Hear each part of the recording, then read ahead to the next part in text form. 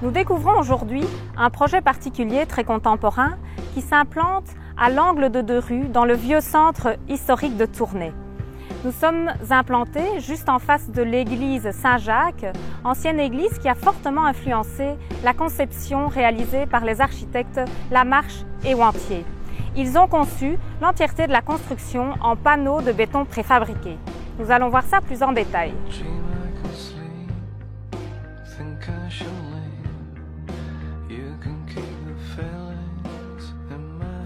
Bonjour Quentin, vous êtes l'architecte ici de cette belle réalisation à Tournai.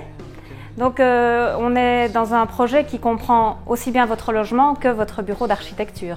Oui, il y a notre bureau qui est au rez-de-chaussée et on a retourné toute la maison, c'est-à-dire qu'on a le salon qui est au dernier étage. On a fait ça pour pouvoir profiter en fait de la vue sur l'église Saint-Jacques, sur la cathédrale, sur le Beffroi, sur le couvent des Carmes là-bas ici. Donc on profite de la lumière, on profite de la vue et on a les chambres qui sont entre le salon et le bureau qui est au rez-de-chaussée. Alors Quentin, on découvre pas mal de béton ici à l'intérieur, comme j'en ai d'ailleurs aussi aperçu à l'extérieur. C'est un choix particulier d'avoir choisi le béton? Oui, on a souhaité garder les matériaux bruts. Donc ma femme et moi aimons tous les matériaux qui parlent d'eux-mêmes, donc le béton, la brique. Ici on voit qu'on a laissé la brique qui est d'origine, donc plus ou moins 1960, donc tout l'ancien mur de maison apparent. Tout le béton ici est resté apparent ici. Et c'était aussi une manière d'avoir un lien avec l'église qui est en fait de ton gris clair. Et donc on a voulu garder en fait cette corrélation. Alors le béton est plus contemporain en tout cas que la brique et que l'enduit. Donc on a souhaité utiliser ce matériau aussi parce que Tournai est une vieille ville, parce que peu de maisons sont contemporaines et comme nous sortions à peine de l'école quand on a fait la maison, on a voulu aussi marquer un peu le coup. Voilà. Et cette parcelle est vide depuis déjà plus de 50 ans, manifestement, mais vous avez déjà eu l'occasion d'y travailler. Il y a une petite histoire oui. Au niveau de cette parcelle. En fait, ce terrain, il nous tient fort à cœur parce que c'est le terrain qu'on avait choisi pour projet de fin d'année avec ma compagne quand on était étudiant. Et on s'est rendu compte à la sortie de nos études que ce terrain était à vendre. Donc on l'a acheté. Mais le terrain n'était pas très porteur, donc on a dû mettre 8 pieux coulés en fait ici sous la maison, entre 6 et 8 mètres de profondeur.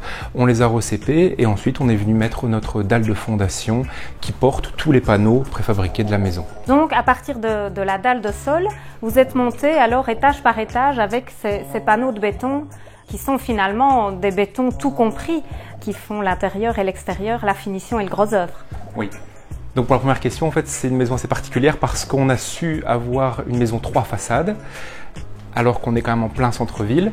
Donc c'est assez rare d'avoir une maison mitoyenne 3 façades.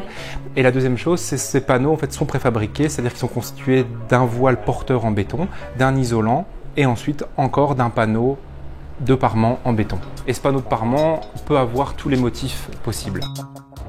We gingen in de fabriek kijken hoe die sandwichpanelen worden gemaakt. En we zagen dat Prefab hier hand in hand gaat met maatwerk en manuele afwerking. Prefab is dus zeker geen synoniem voor bandwerk. Ben voilà, bon, donc on est devant un panneau sandwich qui est composé évidemment de trois couches. Vous avez, si on part de l'extérieur du bâtiment, vous avez la couche décorative qui est celle qui répond au désir de l'architecte ou du client. Donc ici c'est un choix de matrice, hein, donc une matrice quand même assez prononcée. Mais on a des éléments qui sont en béton poli, en béton acidé, en béton désactivé. On peut y insérer des briques, on peut y insérer des pierres naturelles. Tous les souhaits que les architectes, tous les rêves que les architectes peuvent avoir, on essaie de les solutionner. Puis vous avez la couche évidemment isolante puisque c'est l'intérêt du produit. Et vous avez la couche structurelle, la couche porteuse. Donc celle qui en fait porte tout le bâtiment, qui est ici un peu massive parce qu'on est dans le cadre d'un bâtiment assez haut, mais c'est elle qui reprend toutes les sollicitations du bâtiment. Sur le fond de moule, on fabrique d'accord la couche décorative, donc sur un tapis, sur les différentes finitions souhaitées, dans laquelle on a intégré une armature, une cage d'armature avec des liaisons inox. Quand cette couche est coulée, on vient y poser les isolants, donc qui traversent les systèmes inox. Quand on a fait ça, on remet la cage armature de la partie structurelle avec des liaisons vers les fixations inox et on coule la dernière couche, la couche structurelle. Et vous avez le produit fini.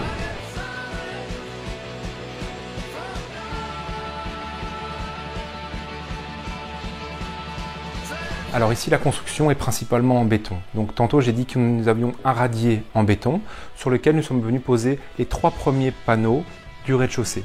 C'est le bureau. Ensuite, nous avons une dalle coulée sur place, puis 3 panneaux pour les 2 chambres enfants, une dalle coulée sur place, 3 panneaux pour notre étage avec chambre et salle de bain.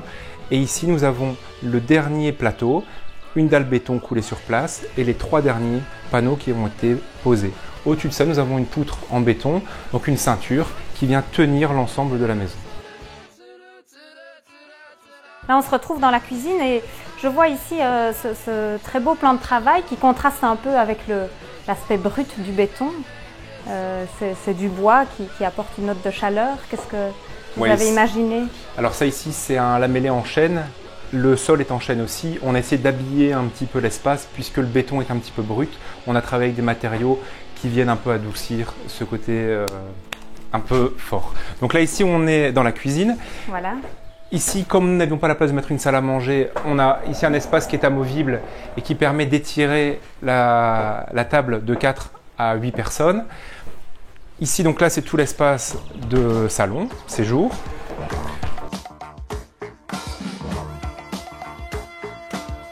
Et ensuite, on descend pour aller dans les chambres.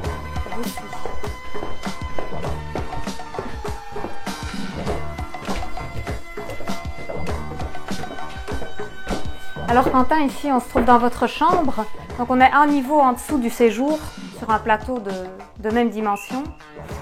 Et je vois qu'on a de nouveau du béton au mur, mais aussi au plafond ici. Oui, là on est au 2e étage, et ça c'est la dalle entre le 2e et le séjour. On voit bien que c'est une dalle qui a été coulée sur place, l'ingénieur a su l'affiner jusqu'à 15 cm, et on voit bien ici les marques en fait des panneaux de coffrage qui ont servi à couler le béton sur place. D'accord, donc par rapport aux panneaux de façade qui avaient été posés et préfabriqués à l'avance, c'est un autre système. Ici, il n'y a pas de préfabrication. Malheureusement, il n'y a pas de préfabrication. En fait, les panneaux de façade ont été très rapides à monter. J'avais dit tantôt 1 heure par panneau quasiment. Tantôt ça ici, ce sont des panneaux qui ont été étançonnés avec un panneau de coffrage et coulés sur place avec quasiment une bonne semaine de séchage. Donc ce système-là a ralenti fortement la construction, mais nous a permis de récupérer la forme très découpée de chaque plateau. Donc on a une finition plus chaude. Alors, ce système de construction en panneaux préfabriqués est considéré comme un système lourd, c'est-à-dire qu'il y a énormément de masse, énormément de béton qui est mis en œuvre et donc une très grande inertie. Ça veut dire qu'à l'été, à mi-saison, le béton en fait accumule de la chaleur et la restitue. Ce problème en fait fait qu'on a essayé de travailler avec les planchers de manière beaucoup plus légère. Donc ce sont des lambourdes en bois sur lesquelles on a mis un OSB, une laine de chanvre et un semi-massif en chêne. Ça permet d'éviter d'avoir trop de stockage de chaleur. Est-ce que vous devez beaucoup chauffer dans ce genre d'habitation? Non. Alors ici, première chose, la chambre est très basse sous plafond comme on a dit tantôt.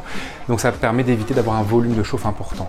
Ensuite, comme l'inertie du béton est grande, ça radie un petit peu plus, il y a de la radiation le soir et donc la chambre chauffe. Donc les chauffages ici qui sont présents ne sont pas utilisés. Dans toutes les chambres, aucun radiateur ne fonctionne. À l'étage, c'est même un problème inverse, c'est-à-dire qu'on a même un petit peu trop de chaleur, donc on doit s'en débarrasser. Il n'y a que le bureau rez-de-chaussée qui est l'espace presque froid de la maison. Quentin, ici dans votre chambre, je vois cette fenêtre toute hauteur qui me semble être juste superposée avec une qui était à l'étage supérieur au niveau du séjour. Est-ce que c'est une grande faille qui a été voulue dans la façade? Le mot est juste. En fait, ce sont des failles. Il y en a 3. Il y en a une par façade. Donc, comme nous avons 3 façades, nous avons 3 failles. Et ces failles, en fait, rappellent les grandes fenêtres verticales de l'église. Donc ça, c'est aussi un dialogue que nous avons souhaité. Ici, dans la salle de bain, on voit encore 2 matériaux bruts, comme vous aimez bien les utiliser. Donc, il y a la brique qui fait partie du mur mitoyen voisin et de nouveau le béton. Est-ce que ces matériaux ont dû être traités de façon particulière puisqu'on est dans une pièce humide? Alors le béton ici n'a pas été traité puisqu'il est en fait étanche à l'air et il est étanche aussi à l'humidité. Donc à partir de 15 cm le béton est étanche. Donc là ici nous ne l'avons pas traité et c'est aussi un choix parce que c'est notre grand panneau sandwich de la maison et donc à chaque fois nous avons essayé de les laisser bruts. En revanche, pour la brique qui correspond à l'ancien mur mitoyen de la maison, là nous avons quand même dû le traiter puisque c'est la partie douche, donc il y a 3 couches de vernis hydrofuge spéciaux pour les briques. Ici on est au rez-de-chaussée alors, c'est ça? Oui, là c'est le bureau. D'accord. Et ici je vois une différence de béton. C'est pas du tout le même béton. Ça ici, ce qu'on voit, c'est le panneau préfabriqué. Donc le panneau qui fait un étage complet, qui démarre ici et qui s'arrête au joint qu'on voit là. C'est ça, donc c'est le niveau du sol. C'est ça, il démarre bien d'une grande faille de fenêtre jusqu'à l'autre faille de fenêtre ici qu'on voit là-bas. Un seul grand panneau de béton. Et en fait, ça ici, c'est un panneau qui n'est pas un panneau. En fait, c'est un voile béton qui a été coulé sur place. C'est un voile béton qui nous a permis d'être en fait étanche aux poussées d'eau extérieures. D'accord, ce qui veut dire qu'en fait, là, on est sous le niveau du rez-de-chaussée. Et là, ici, on le voit bien, en fait, le joint ici correspond quasiment au joint de la porte. Donc là, ici, on est à peu près 1 mètre en dessous du niveau 0. Ça se prolonge sur tout le périmètre puisque le sol, en fait, descend de cette porte-là ici jusqu'à cette porte-là ici. Et donc, pour éviter que l'eau de l'extérieur rentre dans la maison, on a fait un béton étanche, qui n'est pas le cas en fait de ce béton-là. On ne pourrait pas plonger complètement dans la terre. Ici, on a des beaux panneaux et des poignées assez originales. J'ai remarqué d'ailleurs dans plusieurs endroits de la maison qu'il y avait des petites niches, des belles astuces, des mobiliers colorés ou naturels qui ont quelque chose d'original. Est-ce que ça a été dessiné par vous? Oui, en fait, tous les mobiliers ont été dessinés par nous et ont été aussi pour la plupart réalisés par nous.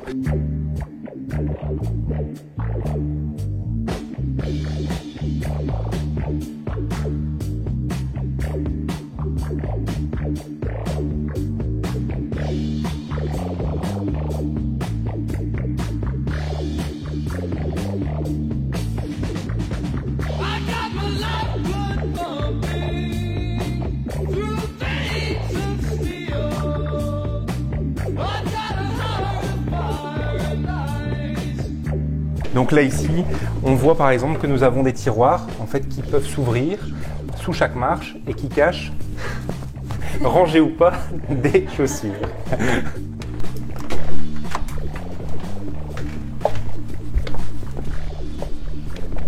Alors ici, on découvre le parement en béton qui a un dessin strié particulier que vous avez choisi. Oui, donc ça c'est le parement de 8 cm en béton vibré. Ça a été fait d'usine, donc c'est toujours ce panneau sandwich. Et le motif en fait a été choisi pour essayer de retrouver le joint qu'on a ici sur l'église Saint-Jacques.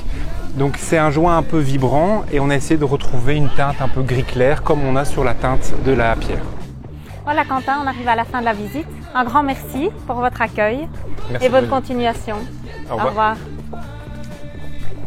Voilà, c'était une belle découverte ici. J'espère que vous avez apprécié cette visite d'une maison en béton et on se retrouvera une prochaine fois.